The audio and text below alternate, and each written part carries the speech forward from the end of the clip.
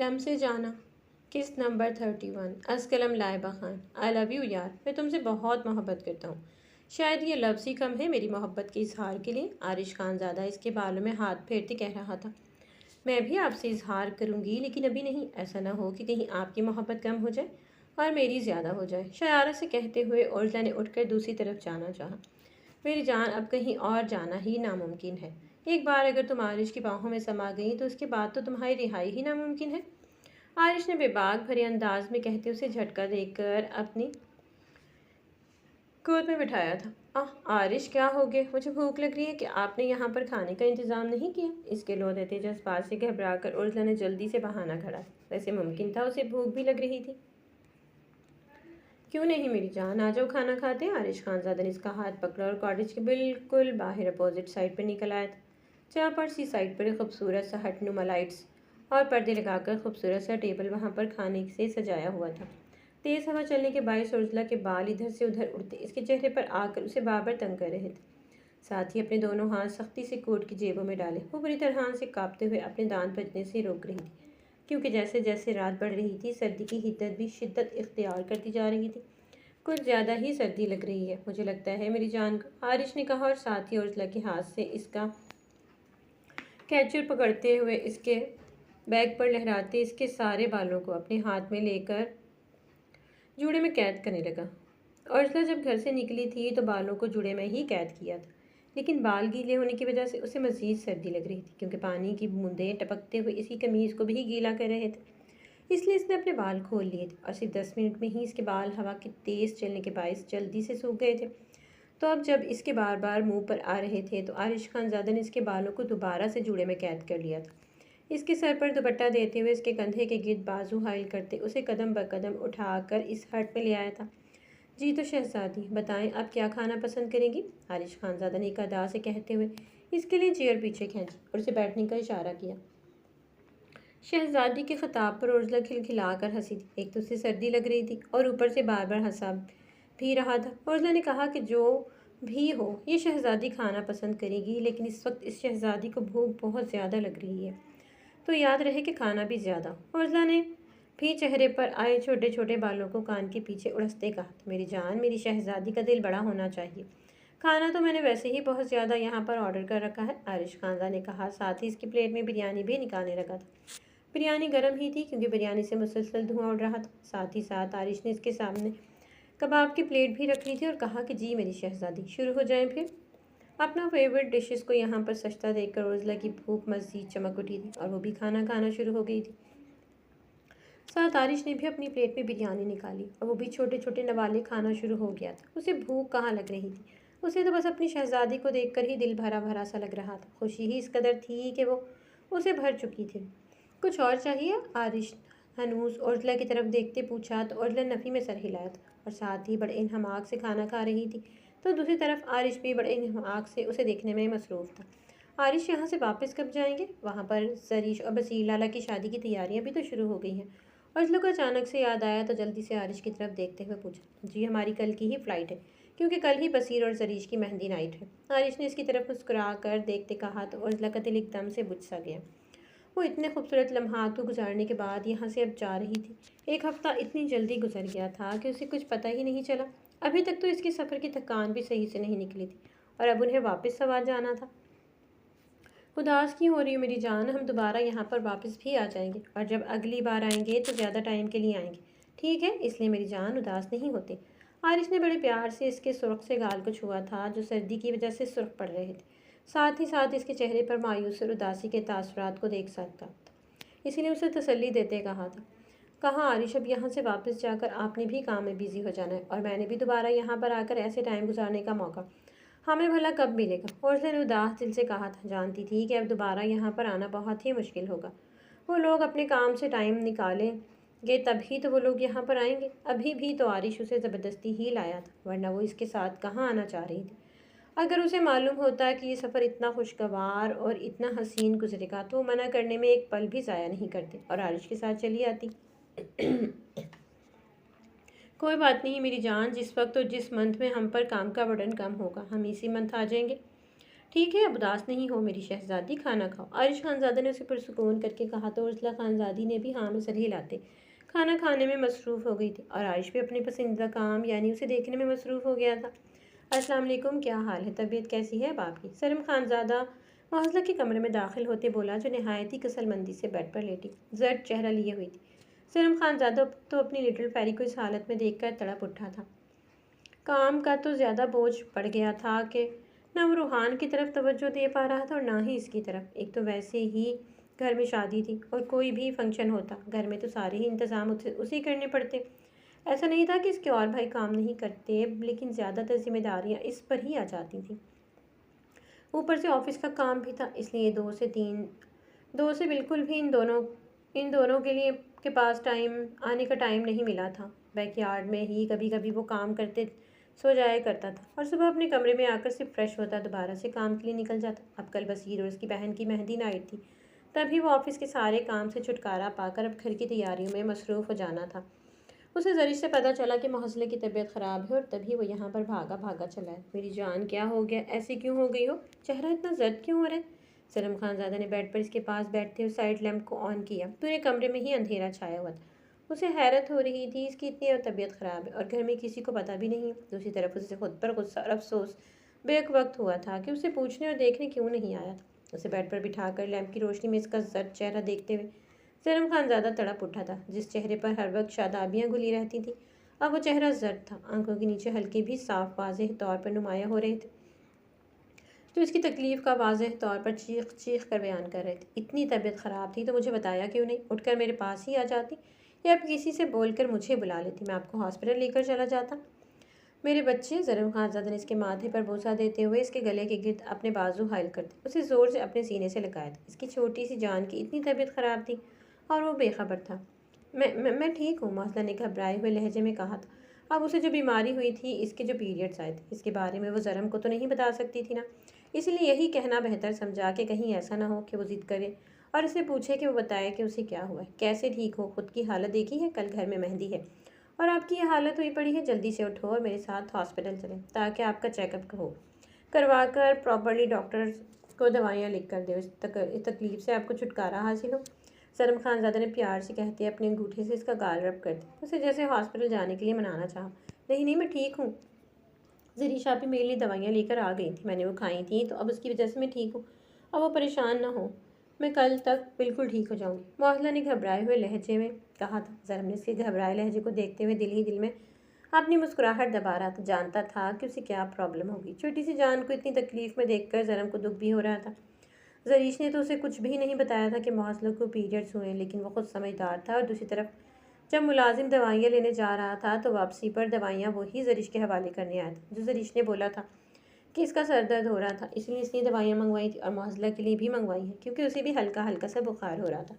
लेकिन वो बच्चा नहीं था कि उसे समझ नहीं पाता कि वो दवाइयाँ पीरियड्स के दर्द को कम करने के लिए इस्तेमाल की जाती हैं।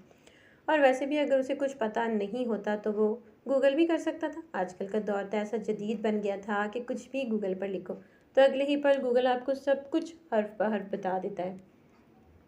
ठीक है, अभी कुछ चाहिए आपको? कुछ लेकर आऊँ मैं आपके लिए? खाने के लिए कुछ चाहिए? सलीम खानज़ादा ने प्यार से इसके जर्द से गाल पर अपने लब रखते कहा। जी, वो मुझे भूख लग रही है, मौसला ने जल्दी से अपने दिल की बात ज़रम से कही थी। बाहर तो वो जा नहीं रही थी, पिछले कुछ दिनों से इसने अपना डेरा कमरे में ही जमा लिया था। जरीश ही वक्त ब वक्त आकर इसके लिए खाना दे जाती और साथ ही साथ इसकी सारी ज़रूरतों का ख्याल भी रख रही थी। ठीक है मेरा बच्चा, मुझे बताओ कि क्या खाना है आपने? मैं आपके लिए अभी लेकर आता हूँ। सरम ने मोहज़ला से पूछा तो मोहज़ला ने झट से कहा था कि मुझे दाल मखनी खानी है और साथ मुझे चॉकलेट भी चाहिए। मेरी जान बीवी अपने शौहर से फरमाइशें करती है कि उन्हें बिरयानी खानी है, ब्रोस्ट खाना है या फिर महंगे रेस्टोरेंट में जाकर उन्हें खाना खिलाएं। लेकिन यहाँ पर मेरी बीवी की मासूमियत तो देखो कि मेरी बीवी ने दाल मखनी खानी है। ज़रम ने मुस्कुराहट दबाते कहा तो मोहज़ला ने भी रूठेपन से गर्दन इसकी तरफ घुमाई थी। अच्छा मेरी जान, नाराज़ क्यों होती हो? कुछ भी खाना है आपने, मैं आपके लिए वो ले आता हूँ। सलीम खानज़ादा ने इसकी नाक की टेप पर अपने लब रखते कहा और साथ ही इसके माथे पर बोसा देते उसे अपने सीने से लगाया था। साथ ही साथ इसने मुलाजिम को कॉल करके जल्दी से दाल मखनी और साथ ही साथ इसके लिए गरम गरम रोटियां भी लाने के लिए कहा था। और मुलाजिम ने भी कहा था कि वो अगले 10 मिनटों में लेकर आ जाएगा। बस मेरी जान, अब मेरे पास आ जाओ और मुझे भी थोड़ा सा सुकून हासिल कर लेने दो। आपका खाना 10 मिनट के बाद आ जाएगा, सर ने मुआवजा से कहा और साथ ही बैठ के पूछ से टेक लगाते उसे अपनी बाहों में भरकर सीने से लगा लिया था। मुझे मुझे नीचे उतारे प्लीज़, मोहसिना ने घबराते हुए लहजे में कहा था। ऐसा ना हो कि कहीं इसके सफ़ेद कुर्ते पर निशान लग जाए और इसके कपड़े ख़राब हो जाए। इसलिए मोहसिना ने बुखलाती हुई ज़रम से कहा था, कोई बात नहीं मेरी जान, इधर ही रहो। ज़रम ने उसे ऐसे ही अपनी गोद में बिठाए रखा और उसे सीने से लगाकर चुप रहने का इशारा करते हुए सुकून महसूस करने लगा था कि वो डर रही है कपड़े ख़राब ना हो जाए। लेकिन अगर हो भी जाते तो क्या हो जाता, वो भी तो उसकी बीवी थी, इसका छोटा सा बच्चा था। तो वो अपनी बीवी के लिए भी तो इतना कर सकता था और सुकून के लिए उसे अपने सीने से लगाया था। तो अगर बाई चांस ऐसा कुछ भी हो जाता तो वो चेंज कर लेता, इसमें इतनी बड़ी बात नहीं थी। सलम खान ज़्यादा शिद्दत से उसे अपने सीने में भींचे इसी कमर को बार बार अपने हाथों से रब की जा रहा था ताकि वो पुरसुकून हो सके। लेकिन मौजला के घबराए घबराए से चेहरे को देखकर ज़रम ने मुस्कुराहट दबाते इसके माथे पर बोसा दिया। मेरी जान, ये सुकून के लम्हात हैं तो इसमें सुकून हासिल करो। इस तरह से अगर घबराहट को अपने ऊपर तारी कर लोगी तो कुछ भी नहीं होगा, इसलिए पुरसुकून हो जाओ, सरम ने कहा, साथ ही इसके लबों पर एक बेबाक जसारत करते हुए। इसने मौजला को मिनटों में ही सुर्ख कर दिया था। रब की बार इसके सुर्ख चेहरे पर शादाबी और खिलखिलाते हुए मनाजिर वो देखकर ज़रम का दिल खुश हो गया था। मौसला को सुर्ख करने के लिए तो उसका एक लम्स ही काफ़ी था, भला उसे किसी और चीज़ की ज़रूरत ही कहाँ थी। ज़रम ने सोचा, साथ ही दोबारा से इसका सर अपने सीने पर रख लिया था। अनाया मेरी जान, और शॉपिंग करनी है या फिर यही सब कुछ बहुत है? किसी और चीज़ की ज़रूरत हो तो ले लो। मलियार खानज़ादा अपने हाथों में नए और शॉपिंग बैग्स पकड़े अनाया से बोल रहा था, जिससे मुंह भुलाए भुलाए अबिता की तरफ से उधर फिर रही थी। मलियार खानज़ादा ने इससे वादा किया था कि वो उसको शादी से पहले ही सारी शॉपिंग कंप्लीट करवा लेगा, लेकिन पुलिस स्टेशन में किसी ज़रूरी केस के आ जाने पर वो इधर इतना मसरूफ़ हुआ कि आज जाकर उसे फुर्सत मिली थी और आज ही वो अनाया को अपने साथ शॉपिंग मॉल लेकर आया था। अब कल मेहंदी का फंक्शन होने वाला था तो इसकी बीवी को शॉपिंग भी तो करवानी थी। इसने और इसकी बीवी भला किसी से कम नहीं, क्या उसे भी तो भरपूर सबके साथ ही तैयार होना था। इसीलिए तीनों दिनों के लिए अपने ड्रेसेस को सिलेक्ट करने के बाद, सैंडल और शूज़ लेने के बाद अब वो इधर से उधर ज्वेलरी के लिए फिर रही थी। आप तो मुझसे बात ही ना करें, मैंने जो भी लेना होगा मैं खुद ले लूँगी। मेरे हस्बैंड का क्रेडिट कार्ड है मेरे पास, इसीलिए चुप रहें और दूर दूर हो जाए मुझसे। अनाया खानज़ादी ने रूठेपन और नाराज़गी लिए लहजे में कहा तो मलियार खानज़ादा ने अपनी मुस्कुराहट को दबाया था। मेरी जान, बोल तो ऐसे रही हो जैसे तुम्हारा हस्बैंड तुमसे 7 समंदर पार बैठा है और इसने अब तक क्रेडिट कार्ड ही बस तुम्हें दिया है। भाई शुक्र अदा करो तुम्हारे पास हूँ और करीब क्यों ना हूँ, मैं तुम्हारी बीवी हो तुम मेरी। मलियार खानज़ादा ने मुस्कुराहट इसके चेहरे पर बिखेरते कहा था। अब आप दूर हो जाए, मुझसे शॉपिंग कर लेंगे। अनाया खानज़ादी ने मुस्कुराते हुए मलियार के सीने पर हाथ रखते उसे खुद से दूर किया था तो मलियार ने भी मुस्कुराते हुए इसका हाथ पकड़े ज्वेलरी शॉप के अंदर चला गया था और इसके लिए खूबसूरत खूबसूरत से नेकलेस देखने लगा ताकि वो अपनी बीवी को गिफ्ट कर सके। पसंद करो मेरी जान, जो भी चाहिए हो, मलियार खानज़ादा ने अनाया खानज़ादी की तरफ देखते हुए कहा तो अनाया खानज़ादी ने भी इसकी तरफ देखते कहा कि ये तो गोल्ड है लेकिन मुझे कपड़ों के साथ मैचिंग ज्वेलरी लेनी है। मेरी जान, ये तो बस मैं अपनी तरफ से आपको गिफ्ट दे रहा हूँ, ये ले लो, इसके बाद फिर मैचिंग ज्वेलरी भी ले लेना आप अपने ड्रेसेस के साथ। मलियार खानज़ादा ने 2 उंगलियों से इसके गाल को छूते कहा तो अनाया खानज़ादी ने भी हाँ में सर हिलाया था। किसी ने इसकी हरकत को इतना गौर नहीं किया था क्योंकि अनाया खानज़ादी इस वक्त बड़े से चादर में अपने वजूद को छुपाए चेहरे पर नकाब किए खड़ी थी। ठीक है, फिर तो सामने पड़े नेकलेस को देखते कहा था और इतने खूबसूरत थे कि अनाया का दिल चाहा कि वो सारे ही अपने साथ उठाकर घर ले जाए। क्या हुआ, पसंद नहीं आ रहा? तकरीबन 5 मिनट गुजरने के बाद मलिया ने दोबारा से अपने फ़ोन को पॉकेट में रखते हुए अनाया की तरफ मुतवज्जा होते कहा तो अनाया ने नकाब से ही लाट से निचला लब मरोड़ते हुए नाव में सर हिलाया था और मलियार खानज़ादा ने मुस्कुराते हुए इसकी आंखों से ही इसके लाट को भांप लिया था। कहा कि कोई बात नहीं, मैं सिलेक्ट कर लेता हूँ अपनी छोटी सी जान के लिए। मलियार खानज़ादा ने एक नेकलेस को इसके सामने रख के कहा कि ये ले लो और अनाया खानज़ादी ने वाकई वो नेकलेस ले भी लिया क्योंकि अब वो इसका हस्बैंड था, उसे गिफ्ट कर रहा था तो उसे लेना चाहिए था। वैसे भी वो नेकलेस सामने पूरे नेकलेस से नहायत नफीस सा नाजुक नाजुक सा गोल्ड का बना इतना खूबसूरत लग रहा था कि अनाया का भी दिल इस पर आ चुका था। पसंद है? मलियार खानज़ादा ने अनाया खानज़ादी से कहा तो इसने भी हाँ में सर हिलाया था। तो मलियार ने पेमेंट करते हुए नेकलेस को पैक करवाया और साथ ही उसे अब दूसरे ज्वेलरी शॉप के अंदर लेकर चला गया ताकि वो अपने ड्रेसेस के साथ मैचिंग ज्वेलरी वगैरह ले सके। हुई शॉपिंग कंप्लीट, अब बस करें। बस कर दो यार, मुझे तो मज़ीद भूख लग रही है। मलियार खानज़ादा ने तकरीबन 1 घंटे के बाद अनाया की तरफ देखते कहा तो अनाया को अपने मासूम से शौहर पर रहम आ गया था और कहा कि जी जी हो गई है शॉपिंग कंप्लीट, चलें चलते हैं। फूड एरिया की तरफ से मुझे भी भूख लग रही है। हाँ, आज और शुक्र है तुम्हें मेरी मासूम शक्ल पर तरस आ गया। मलियार खानज़ादा ने इसका हाथ पकड़ा, साथ ही साथ अपनी पैंट की पॉकेट से मोबाइल को निकालते हुए मुलाजिम को फ़ोन करते सारे शॉपिंग बैग्स के हवाले करते फूड एरिया की तरफ जाकर सुकून से दोनों फास्ट फूड खाने लगे थे। क्या ख्याल है आज रात इधर ही ना फ्लैट में गुजारे? मलियार खानज़ादा ने बर्गर का बाइट लेते हुए नाई की तरफ देखते हुए जो फ्राइज़ खा रही थी।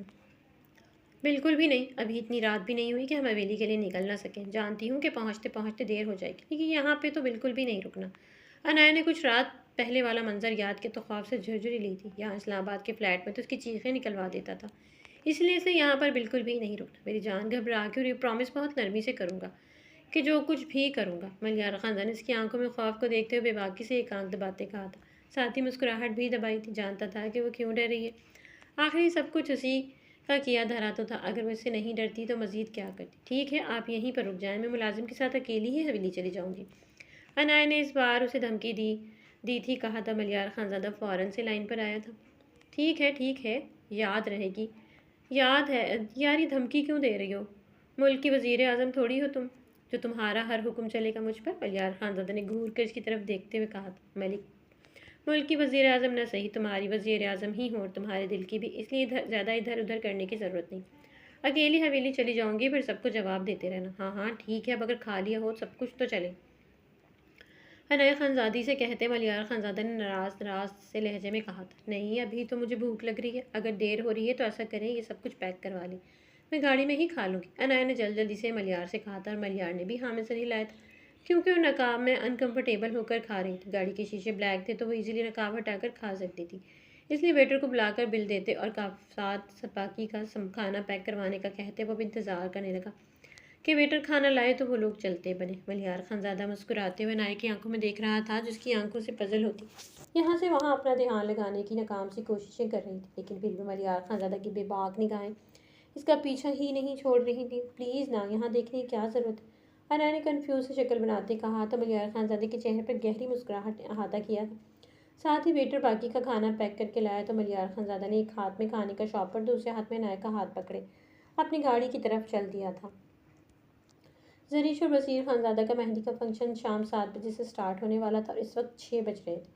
सारे घर में ही मुलाजिम इधर से उधर भाग रहे थे। साथ ही साथ जरम खानजादा, बरलास खानजादा और मलियार खानजादा की भी भागदौड़ पूरी हवेली में मची हुई थी। पूरी हवेली का खाना कोना कोना सजाती इन दोनों की बस हो गई थी। लॉन को पूरी तरह से खूबसूरती से मेहंदी के हिसाब से सजा लिया गया था। कहीं पर भी कुर्सियाँ नहीं रखी गई थी, बस बुजुर्गों के लिए एक से 2 सोफे का इंतज़ाम किया गया था। बाकी जो भी यंग जनरेशन थी इसके लिए कारपेट सजाकर और साथ ही इन पर बड़े बड़े से तकिए रखते माहौल को मज़ीद खूबसूरत बनाने की कोशिश की गई थी।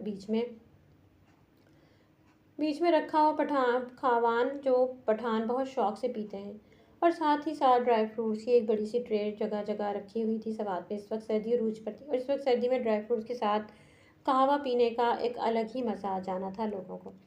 लॉन को इस कदर खूबसूरती से सजाया गया था। जरम खानजादा ने खास कई वेडिंग प्लेयर्स को इस्लामाबाद आने के लिए कहा था, प्लानर को इस्लामाबाद आने के लिए कहा था। खुद हवेली तो वाकई पहले ही काफ़ी पुरकशिश थी और वो मज़ीद सजाने की वजह से पूरी रात सवाद के शहर में जगमग करती सब लोगों को अपनी तरफ मुतवज्जा कर गई थी। पूरी दुल्हन की तरह तैयार हवेली की ऊंची ऊंची दीवारों को लाइटों से सजाया गया था, जिसकी वजह से जगमग करती वो मज़ीद लोगों को अपनी तरफ मुतवज्जा करने की सलाहियत रख रही थी। वेडिंग प्लानर की मेहनत को अप्रिशिएट करने का दिल हर किसी का चाह रहा था, क्योंकि इन लोगों की मेहनत रंग लाई थी और इसके कदर खूबसूरती से सब कुछ सजाया गया था और अपना काम भी बिल्कुल वक्त पर कंप्लीट किया था। धर्म खान ज़्यादा सारी तैयारी में इस कदर मसरूफ़ था कि मौजला की शॉपिंग बिल्कुल ही भूल गया था। इस वक्त भी इसके दिमाग में ये नहीं आ रहा था कि मौजला पहने की क्या। इस वक्त भी उसे अपनी बहन की शादी की तैयारी में मसरूफ़ शॉपिंग को सिरे से ही भुला बैठा था, और दूसरी तरफ मौजला जो इंतज़ार में थी कि शायद इसकी तबीयत ठीक नहीं, तो जरम ने इसके लिए ऑनलाइन शॉपिंग की होगी। वो घर आ जाएंगे, लेकिन अब मज़ीद मेहंदी की नाइट स्टार्ट होने में सिर्फ 1 घंटा रह गया था। इसकी आंखों में बार बार आंसू आ रहे थे, जिसे वो ज़बरदस्ती बेदर्दी से अपनी हथेलियों से साफ करती। दिल में आए सारे खदशात को झटक रही थी। नहीं नहीं, ज़रूर उन्होंने देर की होगी, ऑनलाइन डिलीवरी में थोड़ी सी देर हो गई होगी। वैसे भी ऑनलाइन का झंझट ही बहुत ज़्यादा है। अगर वो मसरूफ़ ना होते तो मुझे मॉल में ही लेकर चले जाते। ज़रूर उन्होंने मेरे लिए ड्रेसेस ऑनलाइन ही ऑर्डर किए होंगे, इसीलिए देर हो गई होगी। कुछ भी गलत मत सोचो, इंशाल्लाह वो ले आएंगे। मोहल्ला बार बार अपने दिल में आए बुरे ख्यालात को झटकते आंसू से भरी आंखों को बेदर्दी से साफ करते खुद से बड़बड़ा रही थी। इस मासूम सी गुड़िया को क्या पता कि आज इसका छोटा सा दिल जरम ने बेदर्दी से तोड़ लिया था कि वो इसके लिए कोई शॉपिंग ही नहीं कर पाया, हता कि वो तो सिरे से उसे भूल ही बैठा था। दूसरी तरफ जरम की गलती तो थी, लेकिन जिस कदर हवेली के इंतजामात और फंक्शन करने में मसरूफ़ था उसे इल्ज़ाम नहीं दिया जा सकता था। कभी एक काम तो कभी दूसरा काम, ऊपर से ऑफिस का इतना सारा बर्डन इस पर पड़ा हुआ था कि उसे बिल्कुल भी अगर कोई खुद से बात याद नहीं दिलाता तो उसे याद ना था कुछ भी। इसका सारा जहन इस वक्त हवेली में होने वाले इस फंक्शन पर था। सुबह से तो 1 मिनट की सांस भी नहीं ले पाया था और इसके साथ साथ बिल्कुल मलियार और बरलास की भी यही हालत हो रही थी। वो दोनों भी इसके साथ बराबर का काम में शरीक थे।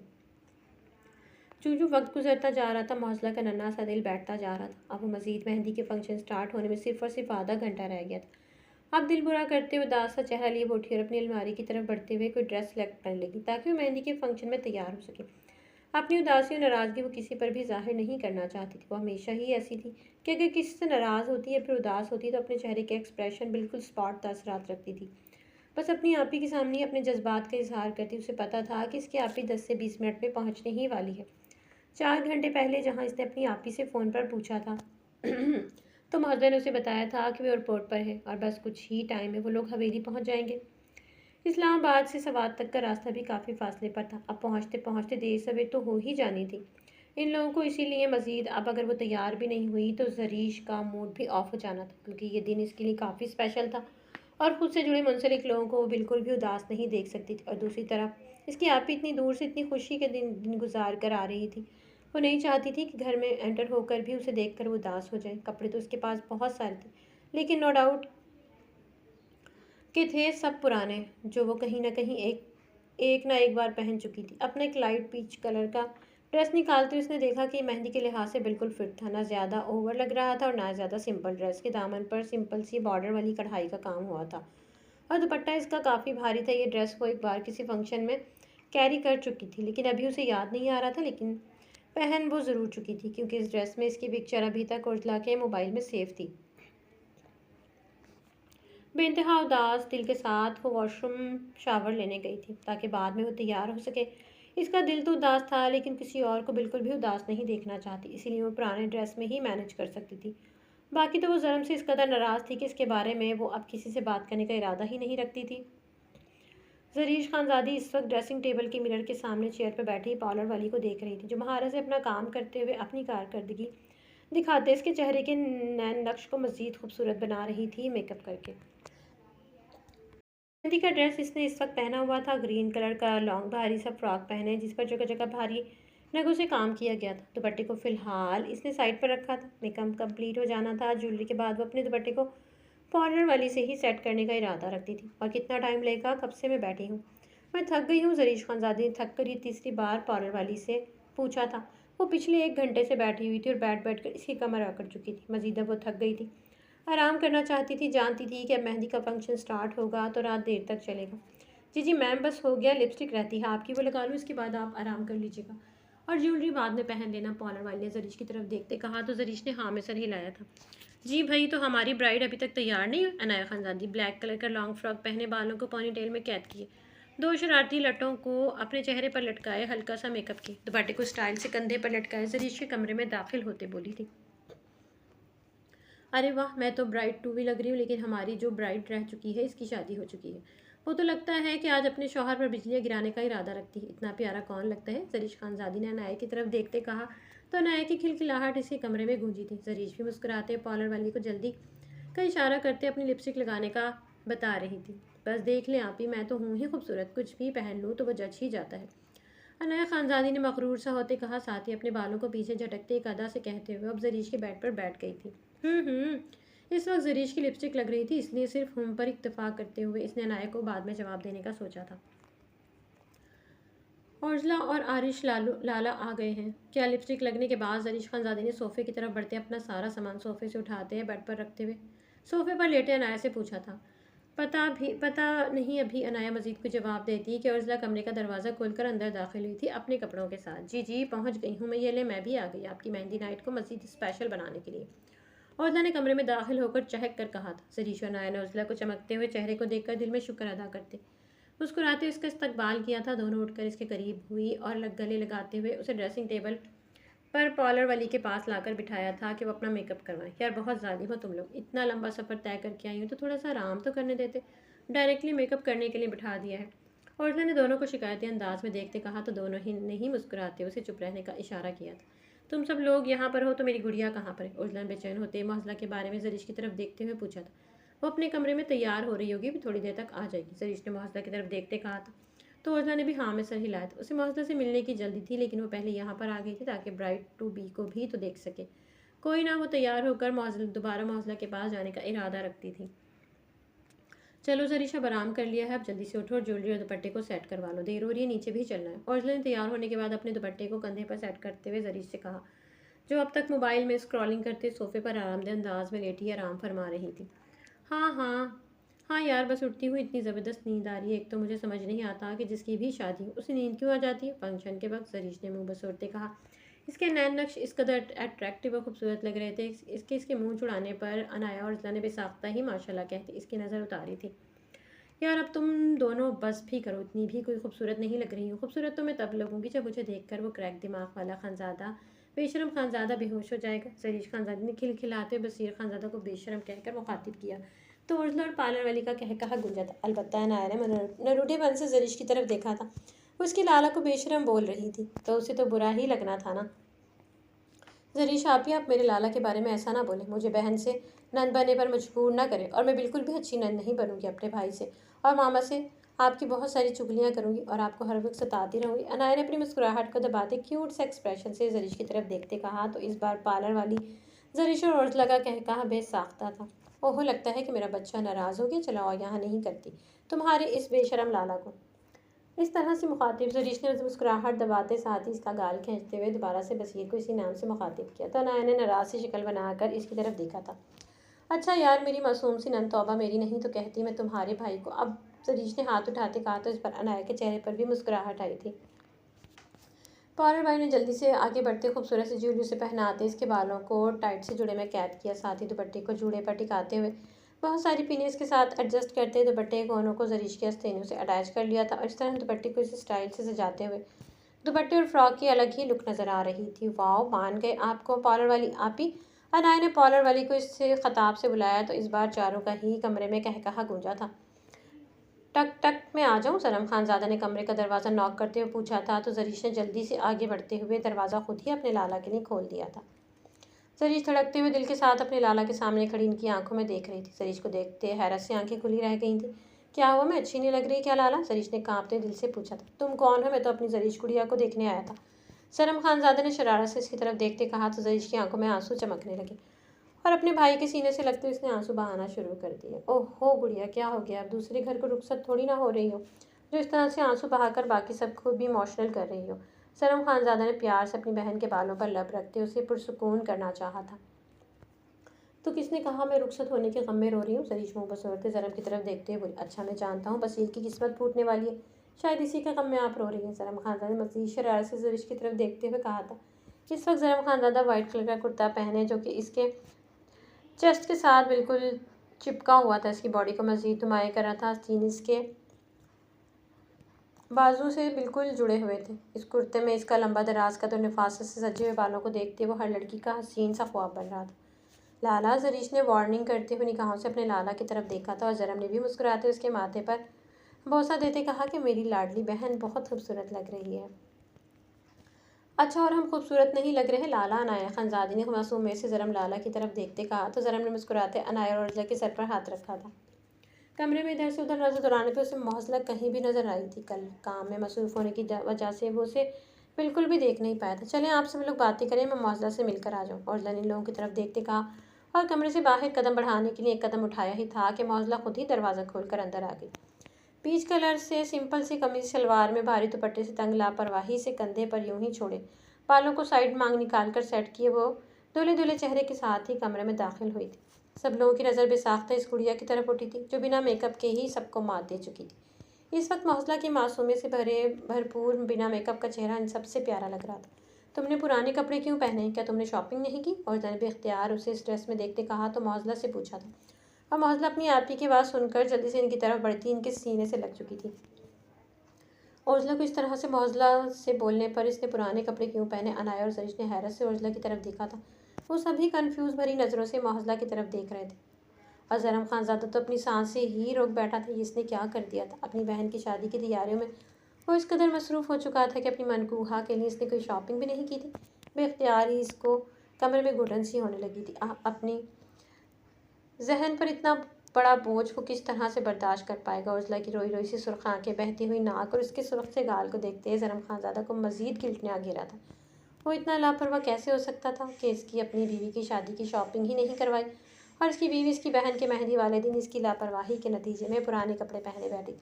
यह एहसास इसकी जान निकाल रहा था। शिद्दत ज़ब्त से इसने अपनी आंखों को मींच लिया।